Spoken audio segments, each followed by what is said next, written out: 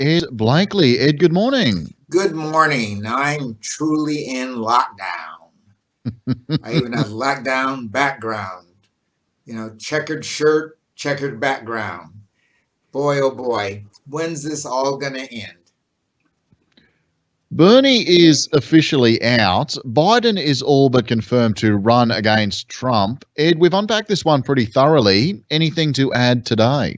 Well, I think that election in Wisconsin was really stupid, putting people's lives in danger to go out because the Republicans wanted to have an election. Maybe they thought enough black people would be infected that they could kill them off before the election. That's the most ridiculous thing I've ever heard. I think there should be a criminal investigation of that trick. It didn't help. I think now the Democrats in Wisconsin are so mad they'd vote for anybody but Trump. What are we talking about next in this race? Running mate for Biden? Yeah. And, there are about 10 names mentioned. I think Klobuchar is still well up there. She is from Minnesota, which is a Midwestern state. And she has all kinds of things going for her. A few little thing about her being an attorney general a long time ago, but she's been through the whole war. Remember, she ran for president. She ran in every state and cleared the hurdle. She got above 10% in all these states. So uh, she's a very good bet. The mayor in Indianapolis, of course, I mean, in Indiana, um, isn't Buttigieg because he's a male. So otherwise, he'd be a decent choice. So I think we're now down probably to Stacey Abrams, the former candidate for governor in Georgia, who's just an outstanding speaker by anyone's dimensions, uh, and a very clever woman. And Georgia's a state that maybe the Democrats could win. And then Kamala Harris, the other African American woman, who's really a tough cookie. Whether she and Biden could be in the same room together, I don't know. So I think it's Klobuchar, uh, probably Abrams, and Harris. Those are the ones that look good to me. The governor of Michigan, she looks pretty good, but I think staying in Michigan's a smarter move for her. Well, I'd have to say that's the exact same list I've got sitting in front of me. That's my list right there. Wall Street was happy to see Bernie out of the race with a bounce for the Dow, but mixed feelings on that one, I think. Given the ongoing pandemic and Trump's popularity remaining with his base, what challenges lie ahead for for Biden? Well, the biggest challenge for him is getting the states with a lot of electoral votes to vote for him. And there are three states that are really critical in this: Florida, Pennsylvania, and Michigan. Ohio, I was going to say that. Ohio's important. I don't know how important all this. I think Ohio will stay with Trump. But Michigan, if Michigan goes, that means Minnesota goes and Wisconsin goes. That's a domino effect. If you got Pennsylvania and Florida, and there's a possibility, everybody's keeping this quiet, that Texas might go for Biden. Mm. Look, and just, Bernie did have a pretty good race. Is there any thoughts of winning over Bernie's voters to Biden's side? That started already. Biden's talking about Bernie is a champion of the little guy and that he'll be on my team championing the little guys. And there have already been made significant concessions in this campaign to ensure that he's included. I suspect Medicare for all is one of those. And with this pandemic, who's going to vote against Medicare for all? No matter how rich or how poor you are, you want some health coverage because you don't know what the hell could happen. Mm. The other side of this thing, here in Australia, we are about to give everyone $750 a week or $1,500 a fortnight, $3,000 a month. Do you think that's going to go away? I don't think so. It may go down, but it will not go away. Anyone's employed in a casual job and the like, to keep those people employed is far more important than having them unemployed and no job base to absorb them. So I think we're headed the way of Finland here, the United States. That the first measly $1,000 check and the unemployment dollars are going to roll into something very similar, a national income. It'll be just like Social Security, uh, that if you make a couple of $100,000 a year, it's just taxed away from you. So everybody's just going to get a tax, and everyone's going to get health care, and that will mean there's to be some stability in the housing market. The other markets will stabilize. The U.S. economy will revive, and I think the U.S. economy will revive on two fronts. Manufacturing will return to the United States. No one in the United States is going to depend on a foreign supply of ventilators in the future and a foreign supply of anything that Americans need. So General Motors will return. All the things that we didn't do in Australia by not keeping Holden will not happen in the US. So I think GM's coming back, Boeing's coming back. The US could dominate the skies at the end of all this. And most of those travelers are going to be in the United States and Canada. I don't think many people are going to take their next trip to Venice. And I hope my apartment in Venice is still safe.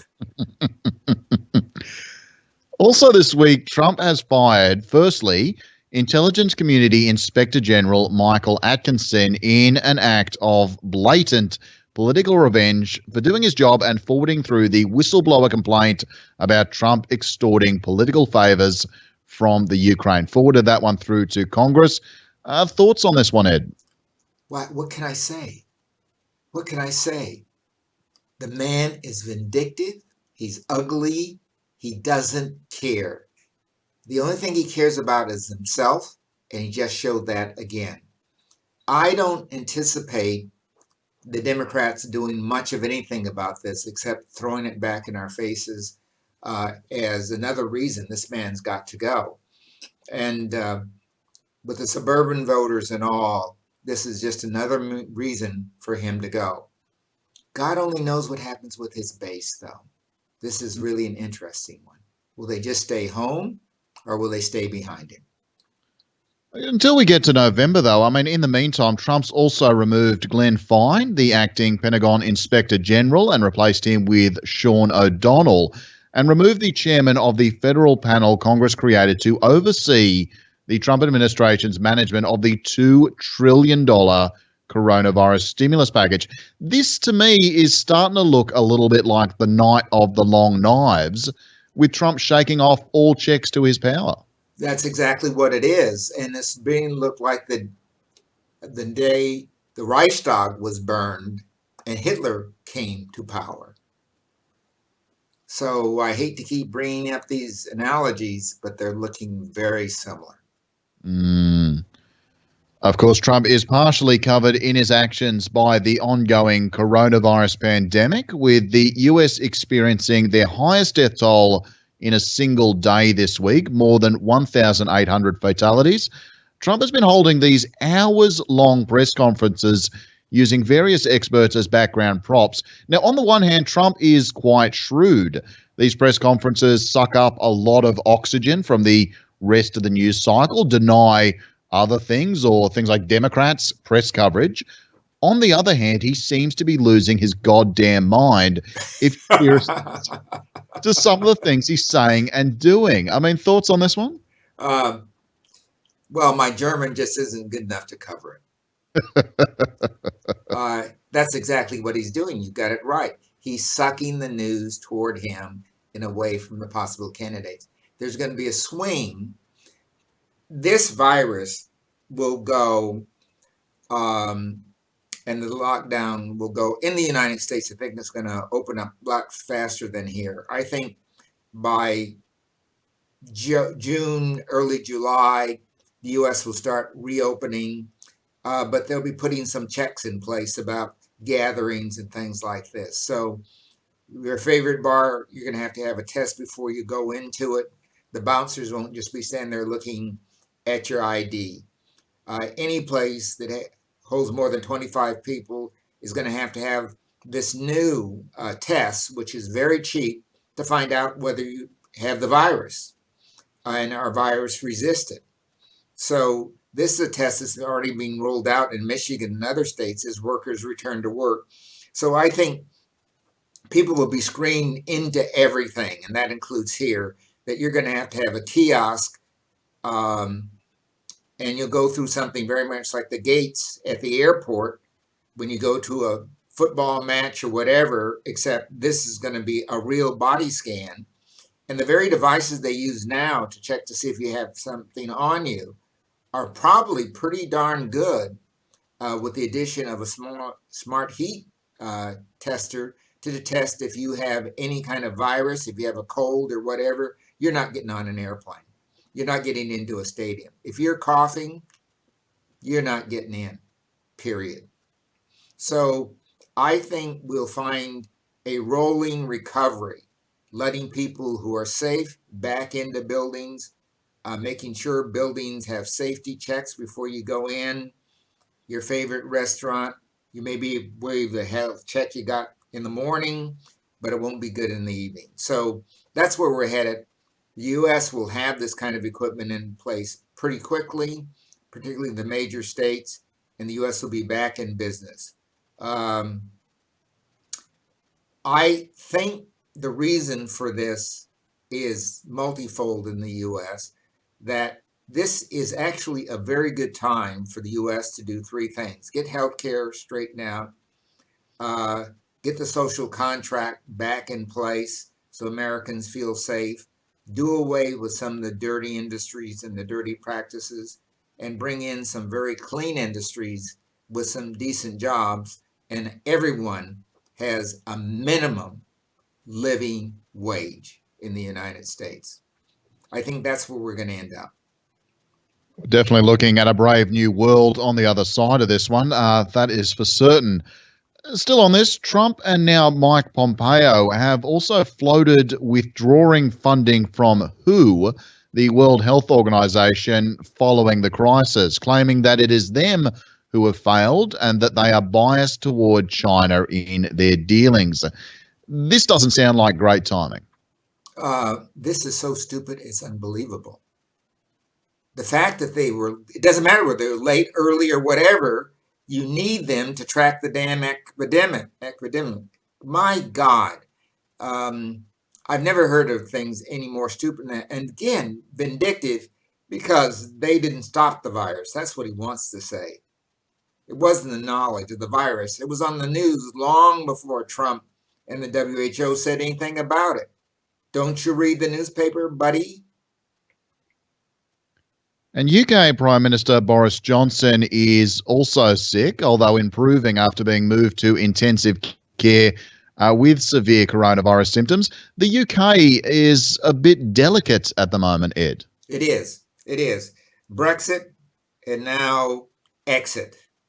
The UK is in very difficult shape because Europe is on its knees. So Europe can't help the UK, and UK can't get anything from Europe. This was the worst possible timing for Brexit, and now the UK will pay a very big price. People wonder why the death number is so high in the UK. And for those of us who visit the UK, one of the things you notice, like the United States, is how many people look like they're out of shape in the UK. Overweight, puffy, and the like. So I think citizens that are healthy and better able to cope are maybe some getting mild cases of this. But if you have a chink in your armor, that's why I'm staying inside, you better be very careful. So I think we're going to see a very strong connection between the health of the general population and the damage of this disease. And look, it's a lot of coronavirus talk on today's podcast, but we're coming up on the Easter weekend. Now, church services are still being considered essential in some US states. Republican lawmakers in Kansas have gone as far as revoking the governor's stay-at-home order ahead of Easter services. Are we going to see the situation in America get worse through religious gatherings over Easter? God, you know, um, I could say something about cardinals and so forth, but I'm not going to. Um, it is very difficult to fight the church, no matter how backward it is. People who believe in the church also believe in Trump. The only trouble is they can carry the disease to the rest of us. So I think there'll be enough people with good common sense who will stay away. But the rest of us have to pray. Well, Tuasia's legal team appreciate you probably not going in on the Cardinals. Just before I let you go, just wanted your thoughts, and we touched on this one at the very top of the show. Last week we discussed voter suppression. Trump is all for it. If you don't suppress all those wrong types of voters, you'll never see a Republican elected again, after all.